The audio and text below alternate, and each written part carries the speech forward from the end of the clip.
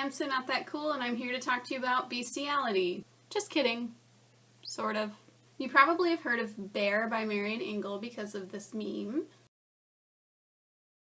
If you're like me, you probably were grossed out and figured this was just some smutty book written for men's pleasure, putting women in a sexual position where they have no power, a la the song from Game of Thrones, The Bear and the Maiden Fair. I'm a super curious person, so if I hear of a book that I just find unbelievable, I usually go read the Wikipedia page about it at least. But not even this meme could compel me to read Bear, until my fantasy lit prof assigned it. I had a physical copy of the book mailed to me because who doesn't want to keep this forever? And it's a good thing I did, because on the back there's a quote from Margaret Atwood of new Hulu series The Handmaid's Tale, where she calls the book plausible as kitchens.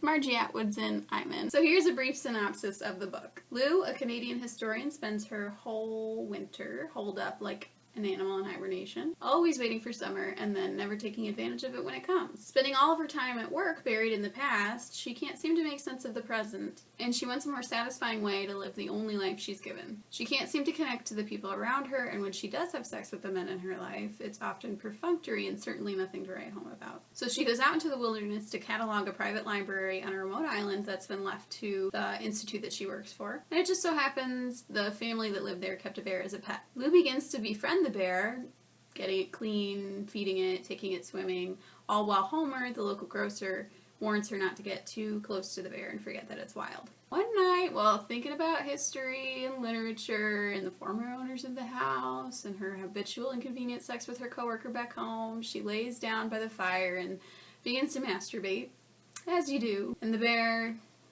lends a hand, or a tongue.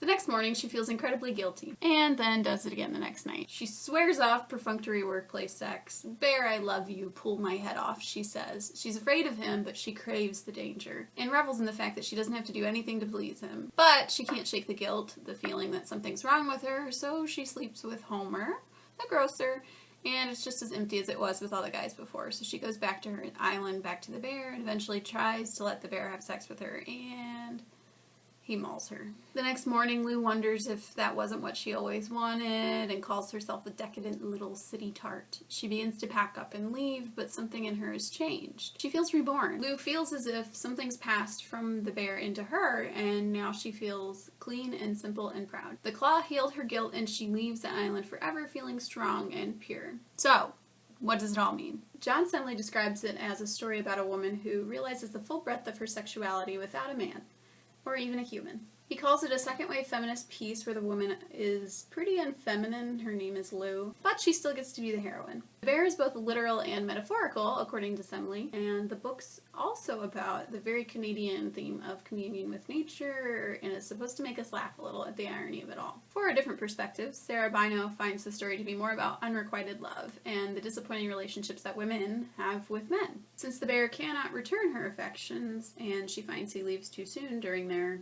playdates, it's mirroring the way men are taught to view sex as more animalistic and not be too concerned about pleasing women. Bino does agree that Engel is subverting the Canadian cliche. You think we love nature?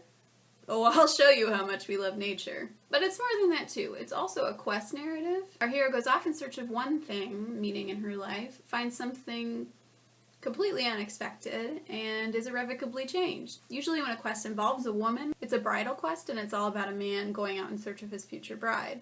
Bear is kind of a fable in itself, but it subverts that idea by having the woman being the hero, and instead of going out to find a man, she ends up accepting her own sexuality. But her sexuality is not always straightforward and pleasant. She has needs and desires that she doesn't always like or understand. She wants the bear to drag her to the bottom of the sea, tear her head off, and after he hurts her, she wonders if that's not what she wanted all along. There's a desire for violence inherent in her sexuality that she's only now becoming aware of. As Carole S. Vance explains in the introduction to Pleasure and Danger, to focus only on pleasure and gratification ignores the patriarchal structure in which women act. Lou can't explore her sexuality without acknowledging the framework of the society in which she lives. The dissatisfaction, guilt, desire for pain, and inability to love herself and embrace her sexuality and connect with the men that she's sleeping with are products of her society, not personal faults. In Bear, Lou works through which parts of her sexuality to accept and which to reject, but ultimately she learns to love and respect herself. Vance says that female attempts to claim pleasure are especially dangerous, which is exactly what Bear is trying to say as well. If after the bear mauls her, Blue stayed on the island the rest of her life and quit her job and loved the bear forever even if he could hurt her, this would be a very different story. Instead, she leaves the island but does not go back to her old life either. She's headed for something new. As Vance says, it's not enough to move women away from danger and oppression. We must move toward pleasure, agency, and self-definition. I don't know that I've read another piece of fiction that more strongly portrays this message. So if you haven't already, give it a read. It's 120 pages and you can blow through it, no pun intended. Let me know what you think in the comments below, and don't forget to like and subscribe. You can see my sources in the doobly-doo.